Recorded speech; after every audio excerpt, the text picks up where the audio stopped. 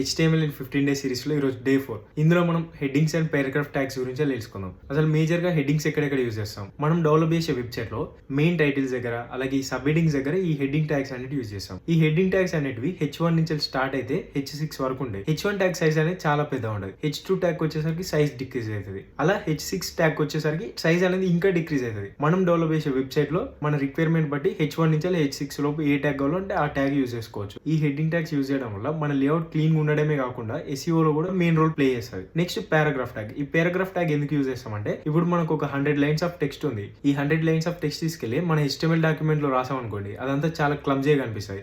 ఇది యూజర్ కి bad experience ఇస్తుంది. సో అట్లాంటప్పుడే మనం ఈ పారాగ్రాఫ్ ట్యాగ్స్ అనేది యూజ్ చేసి ఈ 100 లైన్స్ ఆఫ్ కోడ్ ని ఒక 3 పారాగ్రాఫ్స్ లేదంటే ఒక 2 పారాగ్రాఫ్స్ మన రిక్వైర్మెంట్ బట్టి ఇలా స్ప్లిట్ చేసుకుంటాం. మనం ఈ ఓపెనింగ్ పీ ట్యాగ్ నుంచి క్లోజింగ్ పీ ట్యాగ్ మధ్యలో రాసే కంటెంట్ అది ఒక పారాగ్రాఫ్ లాగా కన్సిడర్ చేస్తుంది. మీకు ఈ సిరీస్ నచ్చితే ఖచ్చితంగా మన వీడియోని లైక్ చేసి అలాగే మనీవరన్ ఫాలో అయ్యి సబ్స్క్రైబ్ చేసుకోండి. ఇంకా మీకు ఈ కంప్లీట్ సిరీస్ నోట్స్ కావాలంటే కింద కమెంట్లో నోట్స్ అని కమెంట్ చేయండి. నేను మీ DM లోకి షేర్ చేస్తాను.